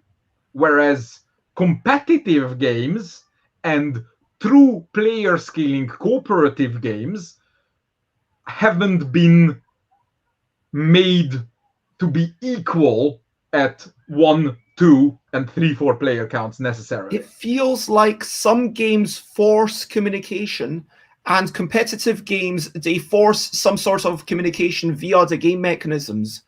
Yes. And solitaire games, you could play them alpha player, and if you are communicating in Pandemic, it's because you've got a good group that works there. And for sure, I would posit that they're kind of similar to RPGs in a lot of ways, that they are something that it's so group dependent. Yes, Alex I can mentions definitely attest to that. This war of mine is solitaire by committee, but everyone in turn takes the chair of that committee. Yeah, but you know, even in Pandemic, where everyone's taking a turn, even in Pandemic, I wouldn't say that the person whose turn it is was ever really the chair, because it was the strongest personalities at the table. When So to specify, if a group asks me to play a co-op game, for me it's more of a question of I'm not gonna play Pandemic is not because it's an alpha gamer game, but because in its purest form, not talking about some of the better variants of it, but in its purest form, it's it's a probability puzzle. There is no strategy. And then it's a bunch of people chatting together and solving this puzzle together. Yes, so I'm okay with co-op games if it's a co-op strategy game.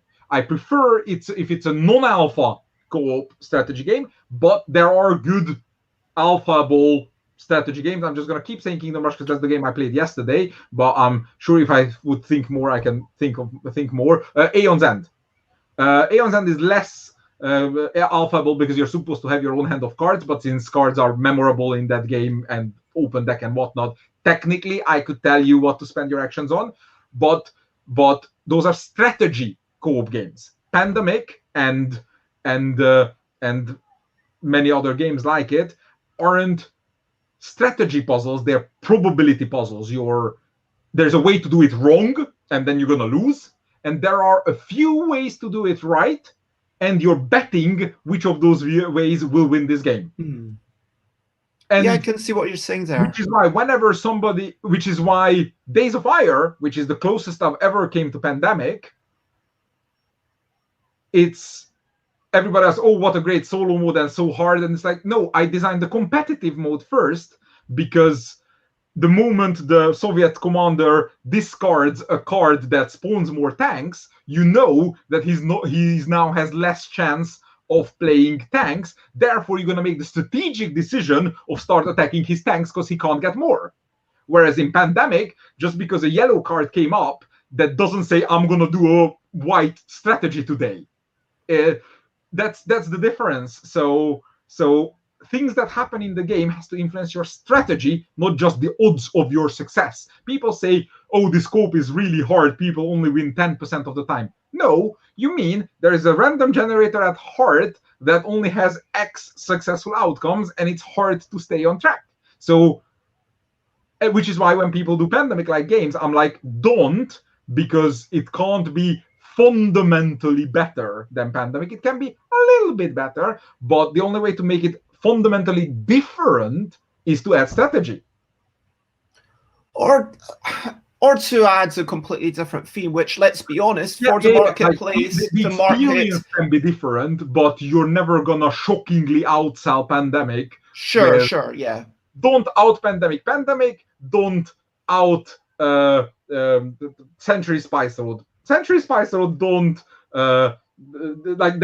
Lords of don't try to fight Lords of Waterdeep on its own turf, because yes, we all know how it could be more strategic, but everybody will say you're just a complicated Lords of Waterdeep, why would I bother? So there are games that took a small limited set of things and did that near perfectly, and you can probably improve them a little bit.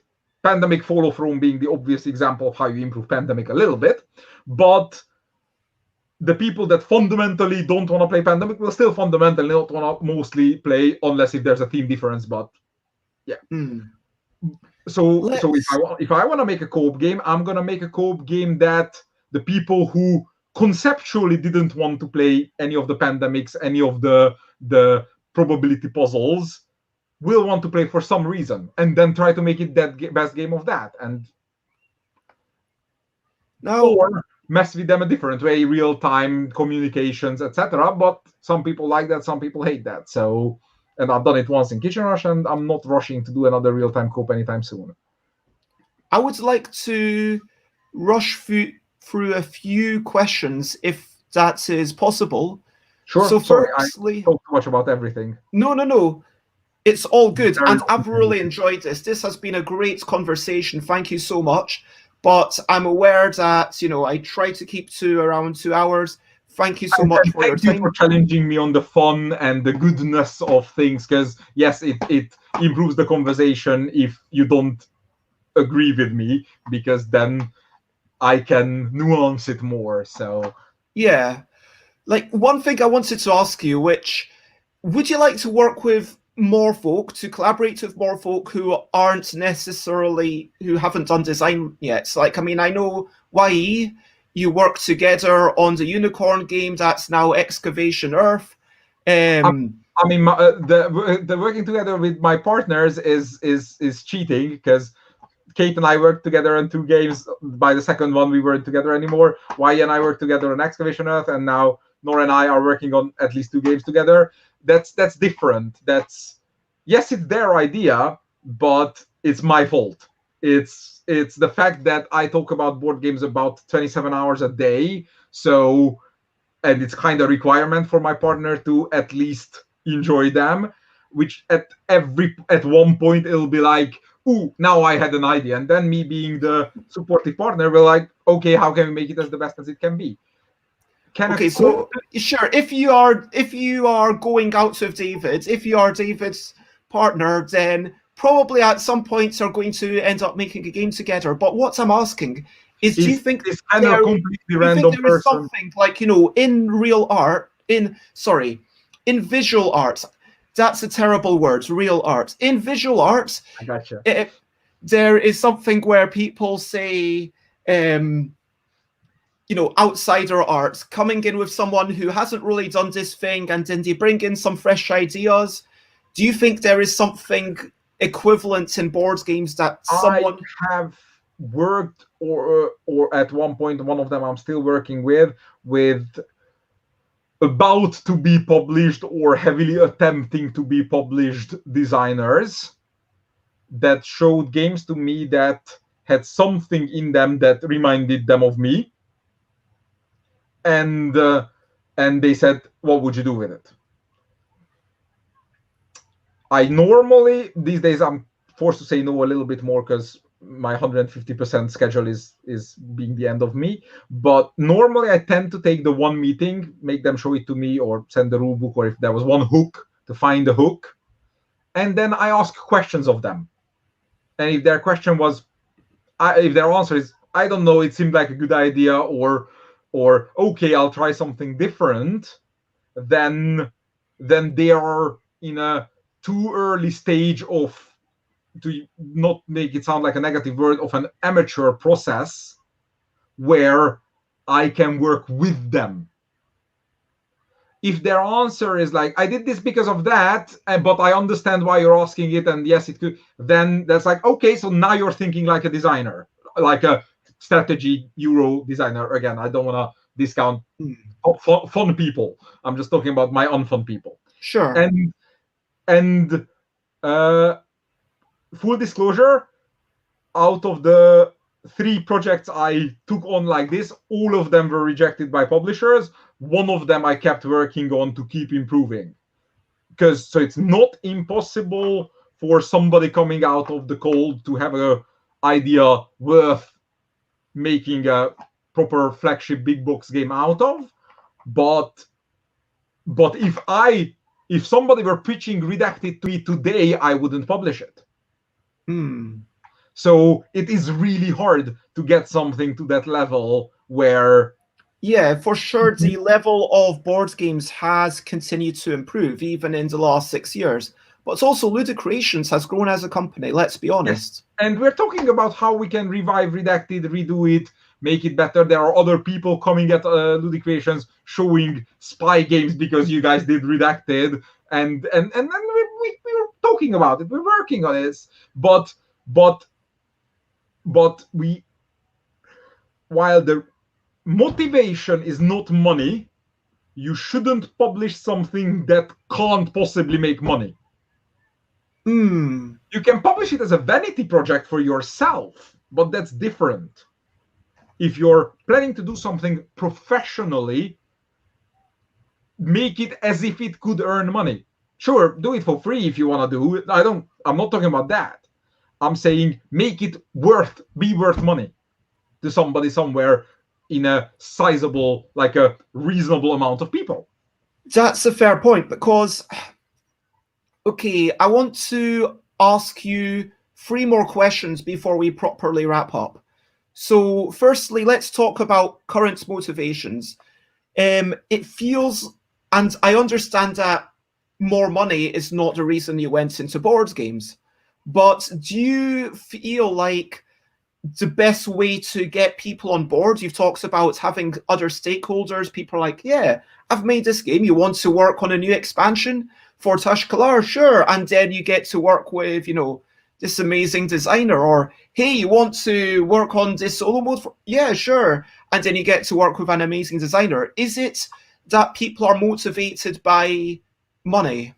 Is that the easiest way to motivate people, is what I'm asking? No, the motivation is definitely because me and the people around me are hellishly excited about it. The money is a measure of your professional success. It's not a quality judgment. You can make something great and be unsuccessful at it.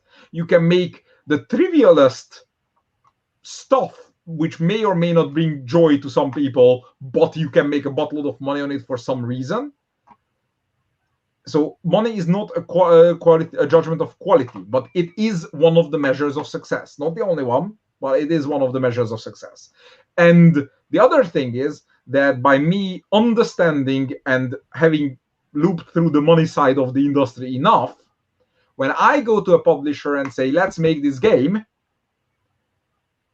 I will optimize that game for them to make money, because they're definitely a company. They need to pay salaries of people. They need to keep the lights on. So they're more likely to publish a game that makes them more money.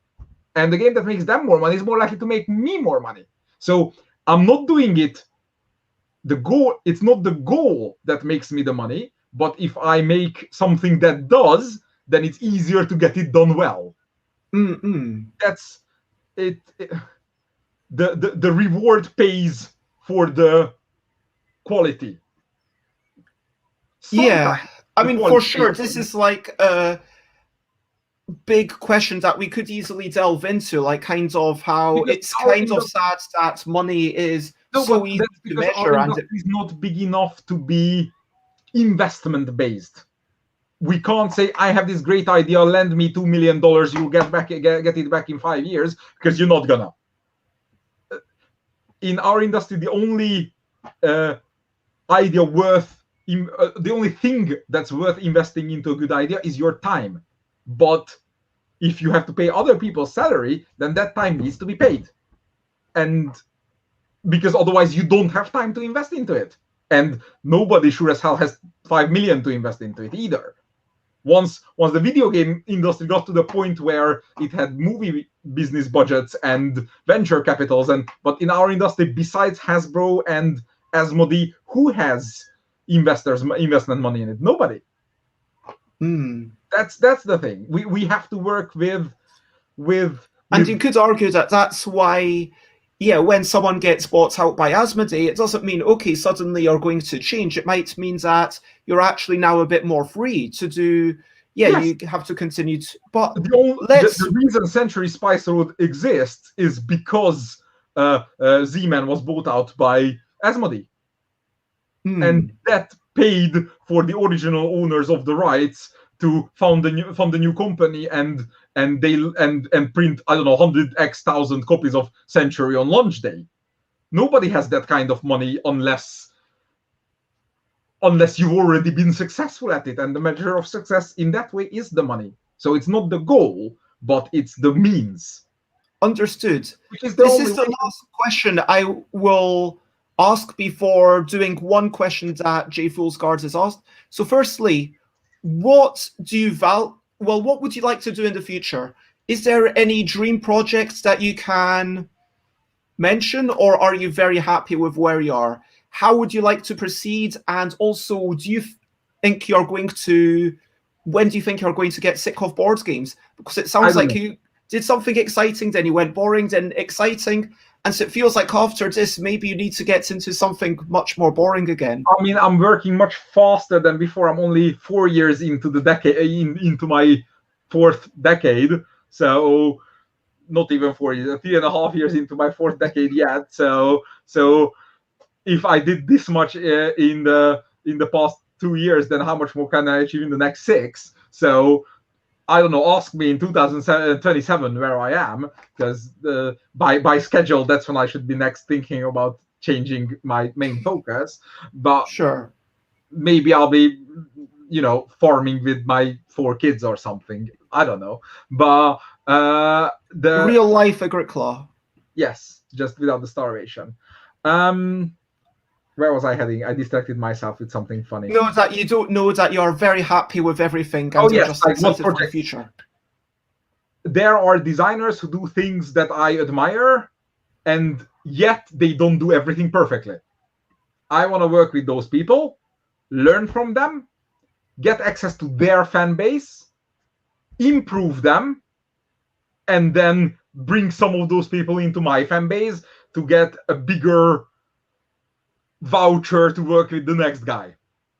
And like right now, as I said, I'm working with Simone, and he's been great, and I hope we can finish this game. And then I have promises from people on concrete projects. So not like we should work together sometime in the future, but like, okay, this is the game we should totally design together with Vitalo Cerda, with Emerson Matsuzuti. I'm sure I'm forgetting. So it's like, these are people that do things that are truly amazing. Therefore, I want to see the process and see, can I make that process just 5% better? Because they're already the best. So if I make it 5% better, it gets better, you know. And when something's pretty good, making it that tiny smidgen better is really difficult. Yeah. And I do it by having suffered through it with other people. I'm happy to introduce you. Simone is very much like me, working with other designers, kind of designer. So I'm sure he's open for it. And again, you and I should talk more about that idea we had. And if we aren't enthusiastic about it, then have another one. So. Now, J Fool's Guard asks, do you have any tips for finishing games? And this feels like a good place to finish on. Build a team of good playtesters, and like a good playtester is something you cultivate. You don't ask other people's opinions about their game. They know nothing. You listen to their problems. If they dislike something, you ask yourself, are they right? Half of the time they're still not. But if 3 of them asked and all 3 times you said no, then say maybe you're just in the minority on this. But if you have a good playtester that can pinpoint a problem or challenge you for it, or spot a flaw that you're refusing to register and make you suffer it, which is why all my playtesters can beat me at all my games, because I want to know what suffering feels like in my game, and I want the people who suffer still enjoy the game. That's how that plus my willingness to collaborate are the 2 things that allow me to get a game 95% good in 2 months, while other people, and then yes, it still takes a year, but then I have publisher help, then I have feedback from other sources, and even, God forbid, if the game only becomes 95% good instead of 100, it's most of the time that's still really, really good. And on some games, perseverance, we spend the extra year to go from 96 to 97, but most projects want to do that. So don't set yourself the goal of 100%. Set yourself the goal of getting to 95 in a clear line. I hate improving games like this. If I improve a game like this, I get bored, I hate it, I resent it, I suffer. I want to pinpoint the problem and jump to the conclusion of it. And that's the skill that helps finish games the most. I think I answered that question. No, you definitely did. That's some great advice. So basically surrounding yourself with the great team, and also having a clear sense of where your end goal is. It's all about working out what you're actually making. And now it's practice, because the thing that allows me to get to the destination so fast is because I've done this so many times that I remember that, oh, last time I did that led nowhere. And not necessarily the same mechanism, but the thought of change. We have talked about so much today. It's been a great chat. Thank you very much. We've talked about yourself, your life, and we talked about pigeons and pasta. We talked about the importance of meeples in context, how everything matters. We talked about excitement and wanting to inject that randomness into Anachrony for that sense of excitement. We talked about your constant obsession. You are a serial obsessor. It feels appropriate to call you.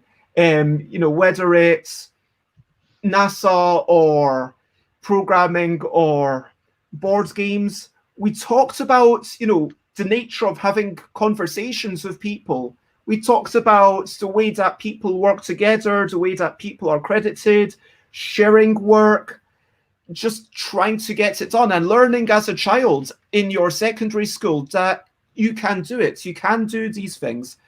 Like that story about when you were 14 years old and you were on national media like 5 days a week, and then you got this award and you were like, why am I getting this award? This is not, people are just giving me this because I'm cute. And then you're like, yeah, you wanted to actually be good enough to deserve those awards. We talked about, after distancing yourself from the phone media, you had a bit of luck, you had a bit of shamelessness, you had some talent, and so you went into programming. And then you also went into board games. But in all seriousness, we talked about wanting to be the center of attention, wanting making the game that the publisher wants, making sure that other people are invested, getting it all together, about having complementary skills that are different, but not too different. You want to be close enough that you can have a project that is worth bringing the two of you together, but at the same time different enough that you work on different aspects of this project. We talked about your low attention span, that you don't, because of that, you don't want to work on solo. Obviously, solo modes need to represent the multiplayer, they need to represent the full width of strategy. We talked about co-op, making strategic choices that versus betting on which of these things can pan out. And in a way, the betting, it's negotiate, it facilitates more discussion, and it's a different style of. But then we also talked about making things that are actually different, not just better. Don't try to make a better worker placement game or Pandemic. Don't fight games on their own turf. We talked about how dating Turczi means that you're going to be designing a game with Turczi. We talked about money being a measure of success. We talked more about teams. We talked about different ways that games can, appeal to us. We talked briefly about social, strategy, and narrative. We talked about that almost trifecta. Oh, hello, Mike. Thanks for listening. And that is me. And is there anything else that we talked about that you want to give a shout out to? Well, first of all, did you take notes? Because how the hell did you remember everything we talked about? I don't remember what I'm talking about 30 seconds ago. Oh, that is cheating. That is clearly cheating. Yeah. It's so not obviously cheating, I wanted to spend 45 minutes plugging all my 2020 games. I didn't. I don't mind, because it was still super fun to talk with you. Thank you very much about that. So people on the chat and on the video, please just put aside a few $100 because you need to buy Excavation, Defense of Procyon 3, Perseverance, Tawantin Siu, Tekenu, Petrichor Collector's Edition, new Anachrony expansions, Roman Road Gladiators is on Kickstarter right now. You can press the I in the corner, and the next game that's going to be announced tomorrow. So, give me all your money. I need it. And yeah, that was the next thing I was going to ask. If you have any links, then please put them into the private chat, and I will paste all of that. Because before this, I asked David if David had any links, and David said, "Oh, it's on Google." So I took the easy road. And but yeah, definitely thank you, everyone. I cheat. Sweet. I have 2 of these already. Money saved, says Xate. Like 5 or 6 more to go. And yep, if you want to check me out, I am, of course, stuffbybez.com, stuffbybez.bigcartel.com, twitter.com/stuffbybez, instagram.com/stuffbybez, twitch.tv/stuffbybez, where except I'm streaming most days at 10 a.m. UK time, taking a break Wednesday, Thursday, Friday this week. YouTube.com/StuffBybez for the old episodes, and StuffBybez.com/Discord.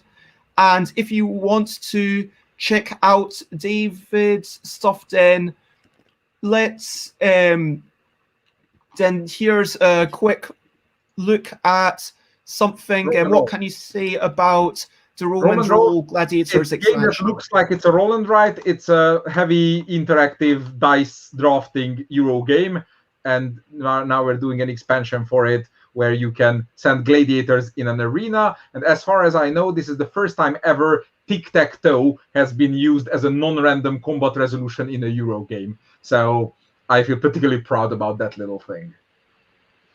But it's a dice drafting Euro game, a lot heavier than it looks based on the size of the box and the board. Do you ever feel like, I mean, obviously Roman's Roll, yeah, this is taking roll and writes to basically the nth degree with, here's the game that I want to make it. The motivation was different. When Dominion came out, every deck builder for the next 2-3 years all were Dominion but slightly different. These days, Dominion but slightly different deck builders still happen, but enough time has passed that they can do it, improve it enough to be worth it. But then 2 games, Mage Knight and Few Acres of Snow came out. Few Acres of Snow had some faults. Mage Knight had almost none. That were technically deck builders, and they had nothing to do with Dominion. So this is what Mage Knight is to Dominion. That's this to Gonshan's Clever. So technically a roll and write has nothing to do with it. Yeah, so you continue to be inspired by Chvátil, I want to say? Schwartel. Vlaja Schwartel. Schvátil. But even I'm terrible at pronouncing it, so don't I thought trust it was Chvátil. Is it Schvátil? Maybe, I don't know. I'm so bad. I finally learned that it's not Vlada, but Vladja, but that's how far I got, so sorry. Anyway, so that is something you can check out, and if you want to hear about David's stuff, well, the best place is probably on Board Game Geek and just seeing what comes out there. But thank you. Oh, I was right. It is Chvátil. Okay, then I got it wrong. Then I got, like, Okay, I'm bad. Just because the Czech Republic is close to Hungary, that doesn't mean that we sound anything the same. There you go. In Czech pronunciation. You I trust on that issue. Thank you, Mike. Cool. And so, yes, that is the end of the show. I want to say a quick thank you to everyone. For anyone in the chat, 2 minutes to say over to you. What are you up to? You can share anything you want to. David, right after this, what are you going to be doing today?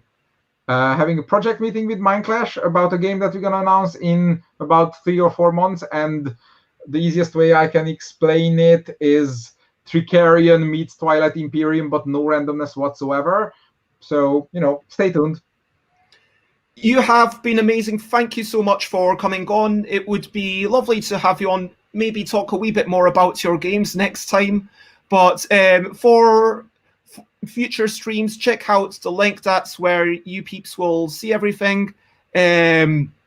Apparently, Will Cook is, for board games, currently trying to find people to play some Turczi games with tonight, because Matthew Dunstan will continue designing the game that Matthew just started during the stream. So there you go. I'll design it with you. Please feel free to share, spread the word. I'm going to look very quickly on Twitch to see if there's someone that we should be raiding. Let's go for Amadeus Music. Yeah, Amadeus Music. Let's do that. And raid Amadeus Music. Other than that, is there anything else you want to say before we say bye-bye? That I'm 13 minutes late for my meeting. Okay, well, bye. This is a goodbye song. Bye. Thank you for watching along. Bye. This is the end of the show. Bye. And now it's time to go. Bye. This is goodbye song. Bye. Thank you for watching along. Bye. This is the end of the show. Bye. And now it's time to go. Bye, everyone. Bye.